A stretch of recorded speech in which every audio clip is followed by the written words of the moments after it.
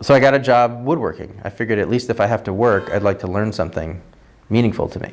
So I apprenticed myself to a cabinet maker, and he was giving me all this, great guy, we're still really good friends. He's truly one of my mentors, and one of the best cabinet makers that you can possibly be. I mean, there's other great ones, but he's as good as it gets. But I really did not have a knack for woodworking. And I do, however, have a knack for biting off more than I can chew and thinking that I'm more qualified than I am for just about everything. And so I would say to him, why don't you give me more challenging work? I've spent the last 3 weeks sanding. And he said, I don't want to invest in you because you're not a cabinet maker and you're never going to be a cabinet maker. And I don't mind you working here, but for me to teach you how to do more complicated things, I'd have to know that you were actually going to pursue this as a career. And so I understood that, and I respected it, and I quit. And I went to work for somebody else who would let me do things that I probably shouldn't have been doing.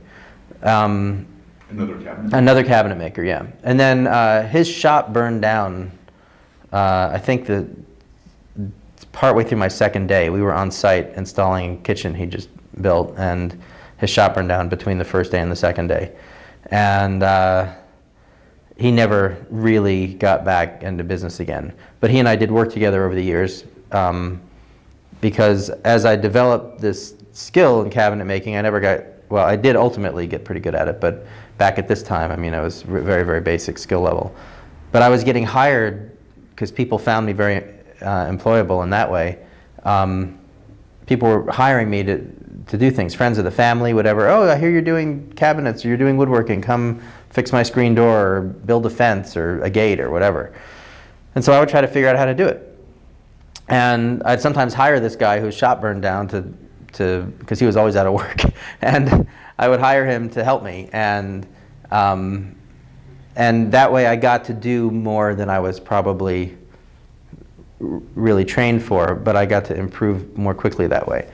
And I had a series of painting studios, one of which I ultimately put a table saw in so that I could afford I was painting on wood, so I needed a table saw anyway, but I also thought I would do some woodworking on the side to pay for the studio.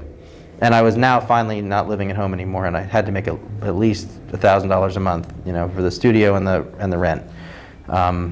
And I guess I thought I could eat for $300. And I started making so much dust.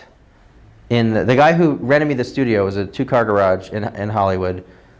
He let me work off the rent by building things for his house.